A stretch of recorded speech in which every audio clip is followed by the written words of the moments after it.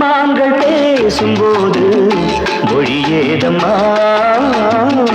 பிறர் காதில் கேட்பதற்கும் வழியேதம்மா ஒரு ஜோடி சேர்ந்து செல்லும் பயணங்களில் உறவழி வேறு இல்லை கவனங்களில் இளமாமையில்